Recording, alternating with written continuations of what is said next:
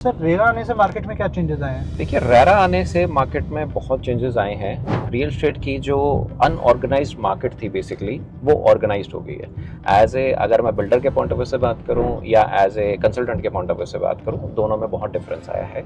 Regulatory authority का as a builder के point of view से देखा जाए तो क्लाइंट बहुत ज़्यादा सिक्योर हो गया है। पहले के टाइम पे जो फंड डाइवर्शंस थी बिल्डर की, वो बहुत ज़्यादा होती थी। जस्ट लाइक एक एग्जांपल कि अगर आपने मुझे एक सम अमाउंट जो है अपना घर बनाने के लिए दी है और अगर मैं उसी पैसे को दूसरी लैंड खरीदने में लगा देता हूँ, तो बेसिकली क्या है कि जब पैसा नहीं है तो आपका घर भी नहीं बन सकता। तो यही रेरा का जो है वो रोल प्ले करती है।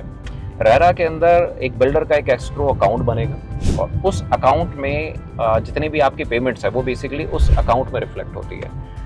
अगर बिल्डर उस अकाउंट का या उस अमाउंट का मिसयूज कहीं भी कर रहा है, जो कि ऑडिट के अंदर हर 3 से 6 महीने के बाद ऑडिट होती है, उस ऑडिट के अंदर कहीं भी अगर ऐसी कोई चीज़ बाहर आती है तो उसका जो एस्क्रो अकाउंट है वो भी फ्रीज कर दिया जाता है। तो ये बहुत ही सेफ इन्वेस्टमेंट कंसीडर होती है अगर कोई प्रोडक्ट जो है वो रेरा रजिस्टर्ड है।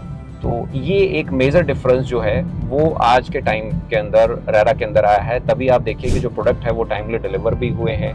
पहले के टाइम पे प्रोडक्ट जो है 5-5, 7-7 साल जो है वो डिलीवर नहीं होते थे। आज के टाइम पे जो टाइमलाइंस है वो मैक्सिमम 3 इयर्स आ गई है। तो 3 साल में प्रोडक्ट भी जो है वो ईजिली डिलीवर भी हो जाते हैं।